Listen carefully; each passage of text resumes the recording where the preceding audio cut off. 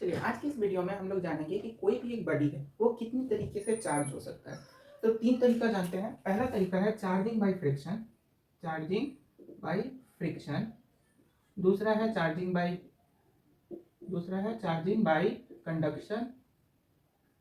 Conduction, और तीसरा है चार्जिंग बाय इंडक्शन।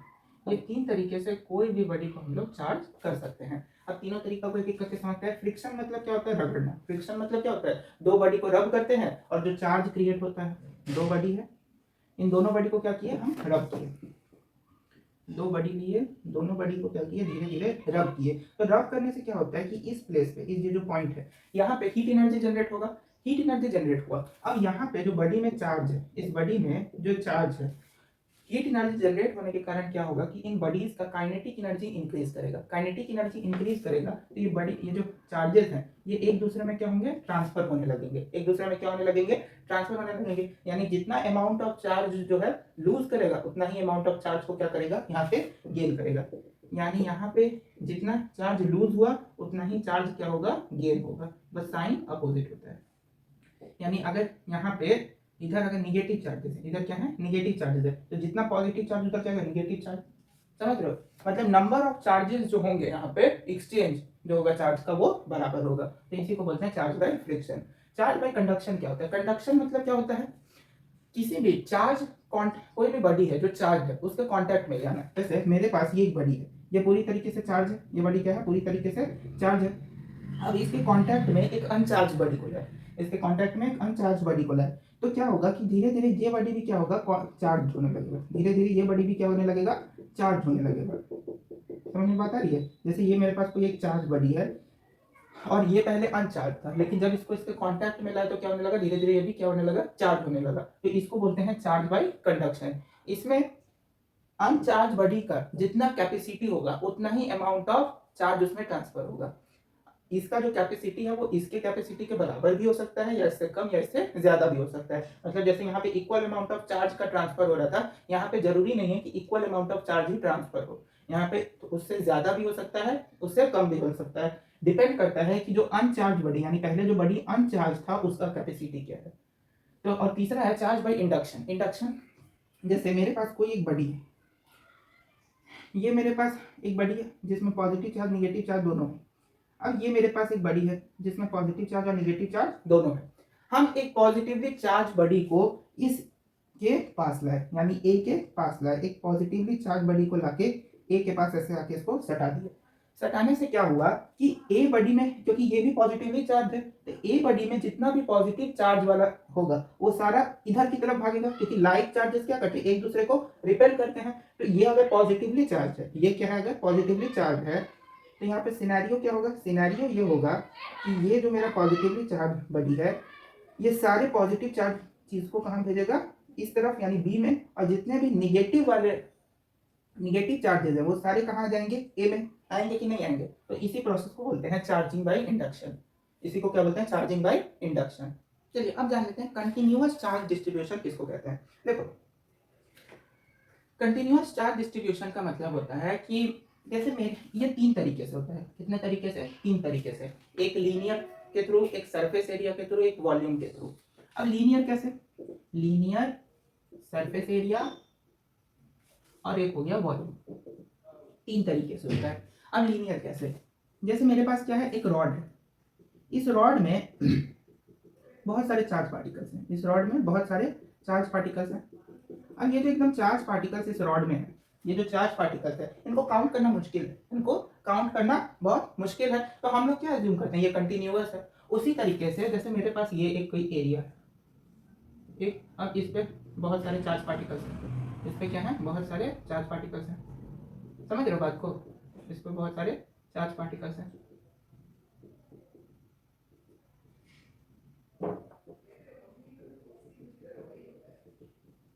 उसी तरीके से वॉल्यूम में,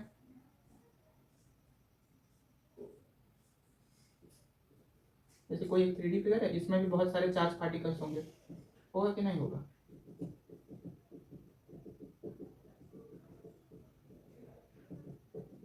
समझे? तो तीन तरीके से चार्ज पार्टी, यानी कंटिन्यूअस चार्ज सरफेस के डिस्ट्रीब्यूशन को तीन तरीके से जानेंगे। पहला लीनियर, दूसरा सरफेस एरिया, तीसरा वॉल्यूम। चलिए अब देख लेते हैं इलेक्ट्रोस्कोप को। इलेक्ट्रोस्कोप क्या होता है? जैसे माइक्रोस्कोप जानते हैं हम लोग, टेलीस्कोप जानते हैं। माइक्रोस्कोप से क्या करते हैं? छोटे से छोटे ऑब्जेक्ट को देखते हैं, टेलीस्कोप से बड़े ऑब्जेक्ट को। उसी तरीके से इलेक्ट्रोस्कोप का यूज जो है हम लोग इलेक्ट्रिक चार्ज के डिटेक्शन में करते हैं कि कोई बॉडी में चार्ज प्रेजेंट है कि नहीं है। अब वो किस तरह का चार्ज है, पॉजिटिव है या नेगेटिव, वो चीज हम लोग को नहीं पता चलेगा। बस हम लोग को ये पता चल सकता है इससे, इलेक्ट्रोस्कोप से, कि वो बॉडी जो है चार्ज है कि नहीं है। अब कैसे पता चलता है वो देखते हैं। इलेक्ट्रोस्कोप में क्या होता है, एक गोल्ड का लीफ होता है। यहाँ पे कोई भी गोल्ड का एक लीफ होता है और ये बहुत थीन होता है, बहुत थीन होता है गोल्ड का एक लीफ, थीन और हल्का वजन का होता है।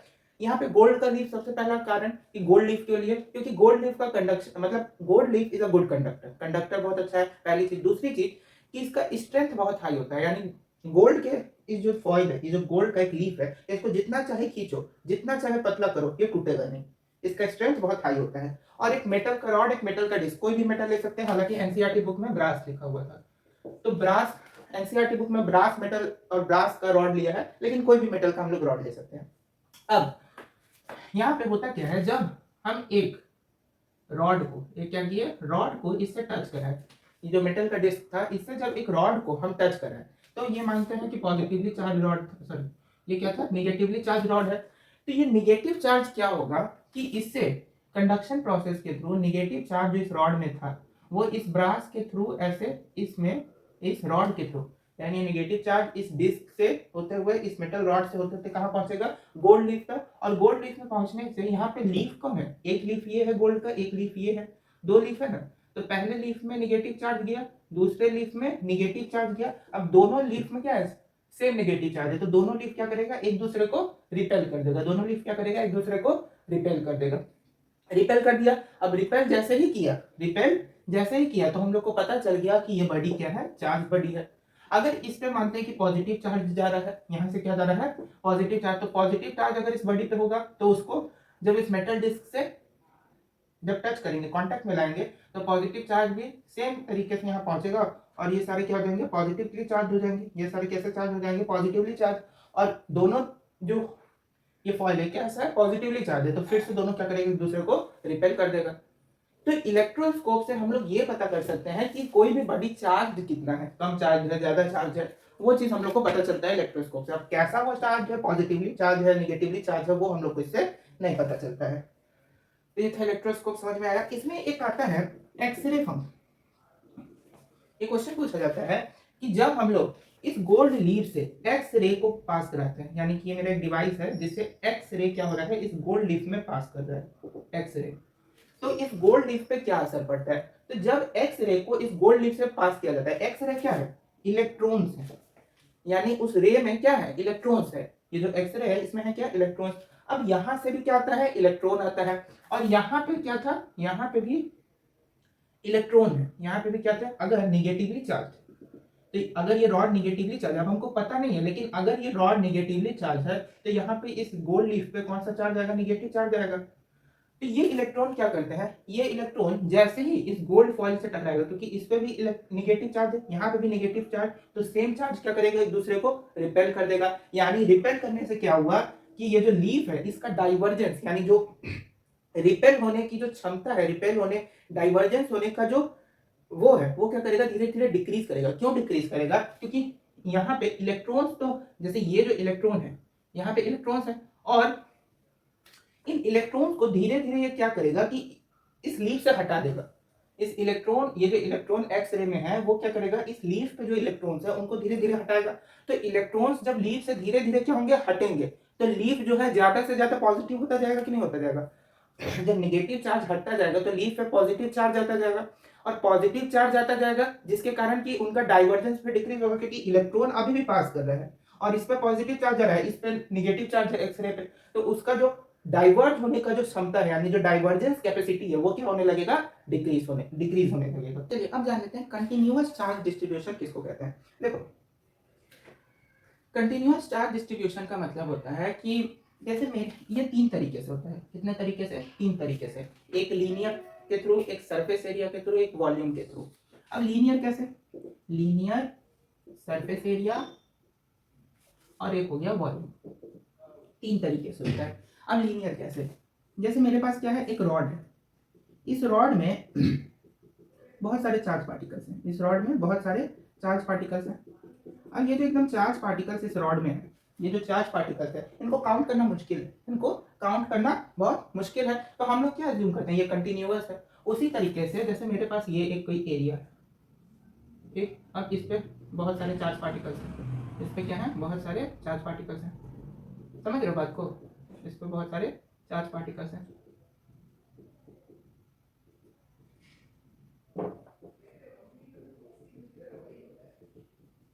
उसी तरीके से वॉल्यूम में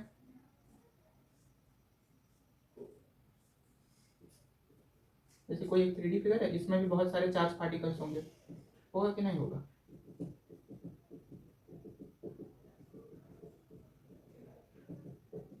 समझे? तो तीन तरीके से चार्ज पार्टी यानी कंटिन्यूअस चार्ज सरफेस के डिस्ट्रीब्यूशन को तीन तरीके से जानेंगे। पहला लीनियर, दूसरा सरफेस एरिया, तीसरा वॉल्यूम। अब सबसे पहले जानते हैं लीनियर चार्ज डिस्ट्रीब्यूशन को। जैसे मेरे पास ये कोई एक रॉड है एल लेंथ का, इस पे बहुत सारे चार्ज पार्टिकल्स हैं, है कि नहीं है? इस पे जो चार्ज पार्टिकल्स हैं इनका इस रॉड का लेंथ मानते हैं कि एल, इस रॉड का लेंथ क्या है, एल है, और इस पे जो चार्ज पार्टिकल्स हैं वो चार्ज क्या है, क्यू है। तो एल लेंथ के रॉड पे जो चार्ज है वो कितना है, क्यू है। तो अगर एक पे कितना होगा, क्यू बाई एल होगा। इसी क्यू बाई एल को हम लोग डिनोट करते हैं लैम्डा से, और इस लैम्डा को बोलते हैं लीनियर चार्ज डेंसिटी। इस लैम्डा को क्या बोलते हैं, लीनियर चार्ज डेंसिटी। इसी लैम्डा को बोलते हैं लीनियर चार्ज डेंसिटी, क्योंकि एल लेंथ का रॉड है, तो एल लेंथ के रॉड पे चार्ज कितना है, क्यू।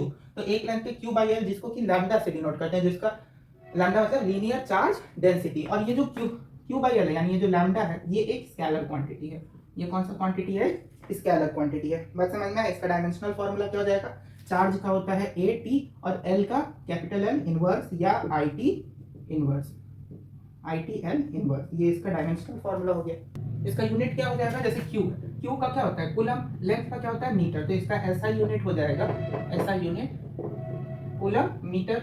और कूलम को हम लोग क्या लिख सकते हैं, एम्पियर पर सेकेंड मीटर भी इसका यूनिट हो जाएगा। कूलम को एम्पियर पर सेकेंड लिख सकते हैं ना, तो SI यूनिट या तो कूलम मीटर या एम्पियर पर सेकेंड। अच्छा, अगर हम लोग एज्यूम करते हैं कि बहुत शॉर्ट यानी बहुत थोड़े से लेंथ के लिए, यानी DL लेंथ के लिए, बहुत छोटे से इंटरवल के लिए यानी DL लेंथ के लिए, और बहुत से थोड़े से चार्ज के लिए DQ के लिए, तो इस केस में मेरा लैम्डा का वैल्यू क्या हो जाएगा, इस केस में लैम्डा का वैल्यू हो जाएगा DQ अपॉन DL। इस केस में लैम्डा का वैल्यू क्या हो जाएगा, DQ upon DL for very short interval of length. बहुत शॉर्ट इंटरवल ऑफ लेंथ में चार्ज भी बहुत कम होगा, तो उसके लिए लैम्डा का वैल्यू हो जाएगा DQ बाई DL। अच्छा, अगर मानते हैं कि ये जो रॉड है इसको अगर गोल करते हैं, इस रॉड को क्या करें, अगर गोल करते हैं, तो गोल करने में क्या होगा कि इस पे भी फिर इसका जो चार्ज इसका फिर लैम्डा का वैल्यू यहाँ पे क्या हो जाएगा, लैम्डा का वैल्यू यहाँ पे हो जाएगा क्यू। इसका लेंथ था एल, इसका लेंथ क्या हो जाएगा, सर्कमफेरेंस के बराबर 2 पाई आर। इसका लेंथ क्या हो जाएगा, सर्कमफेरेंस के बराबर 2 पाई आर। समझ में बताइए? तो यहाँ से हम एक चीज देख रहे हैं कि DQ जो है, यहाँ से अगर देखें DQ क्या आ रहा है, लैम्डा इंटू DL। ये समझ में है ना, सर्कमफेरेंस का। अच्छा, फिर यहाँ देखो लैम्डा क्या है, DQ बाई DL, तो DQ is equal to lambda into DL। Lambda का वैल्यू क्या था, लैम्डा का वैल्यू था Q अपॉन L, तो DQ का एक और फॉर्मूला आ जाएगा Q upon L into DL। ये एक और फॉर्मूला आ गया DQ का, Q by L into DL। दूसरा क्या है मेरा, सरफेस एरिया चार्ज डिस्ट्रीब्यूशन ना। तो इसमें देखो ये मेरा एक सरफेस है, इस पे बहुत सारे चार्ज पार्टिकल्स हैं, इस पे क्या है, बहुत सारे चार्ज पार्टिकल्स हैं। इसका एरिया मानते हैं A, और इस पे चार्ज कितना है, Q। तो A एरिया पे चार्ज कितना है, Q, तो एक पे कितना होगा, Q बाई A। इस Q बाई A को हम लोग डिनोट करते हैं सिग्मा से। इसका मतलब होता है surface charge density, surface charge density. इसका यूनिट क्या हो जाएगा, यूनिट हो जाएगा coulomb metre square. Dimensional formula या तो AT L इनवर्स 2 या IT L इनवर्स 2, दोनों जो है इसका डायमेंशनल फॉर्मूला होगा। अगर एज्यूम करते हैं बहुत शॉर्ट के लिए, अगर एक सर्कुलर में अगर चार्ज पार्टिकल्स इसमें है, तो सर्कल का एरिया निकालेंगे, तो इसका सरफेस चार्ज कितना हो जाएगा, सरफेस चार्ज डेंसिटी, तो इसका हो जाएगा sigma is equal to DQ। इसका तो एरिया A था, इसका एरिया क्या हो जाता है, सर्कल का पाई आर स्क्वायर। अच्छा, यहाँ से एक चीज और समझोगे कि सिग्मा का अगर बहुत शॉर्ट इंटरवल ऑफ टाइम के लिए, यानी केवल इतने से एरिया के लिए, तो इसको DA मान सकते हैं ना, इतने से एरिया के लिए, और इतने से एरिया में चार्ज कितना होगा, DQ। तो यहाँ से कौन फॉर्मूला आ गया सिग्मा का, DA upon DQ, sorry DQ upon DA, sorry DQ upon DA। तो यहाँ से डी क्यू क्या हो गया, सिग्मा इंटू डी ए। एक ये फॉर्मूला निकल गया, एक ये, एक ये, एक ये और एक और ये।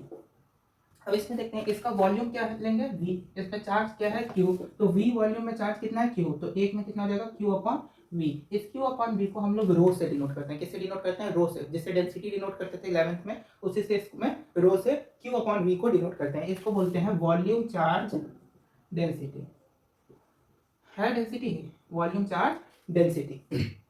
ये भी एक क्या होगा, स्केलर क्वांटिटी होगा। इसके पहले का भी जो बताया sigma is equal to Q upon A, ये भी क्या होगा, एक स्केलर क्वांटिटी होगा, और ये भी आपका क्या होगा, एक स्केलर क्वांटिटी होगा। इसका यूनिट क्या हो जाएगा, कूलम्ब मीटर क्यूब। लीनियर वाले में केवल मीटर था, सरफेस एरिया में आया तो स्क्वायर हुआ, और वॉल्यूम में आया तो क्यूब हो गया।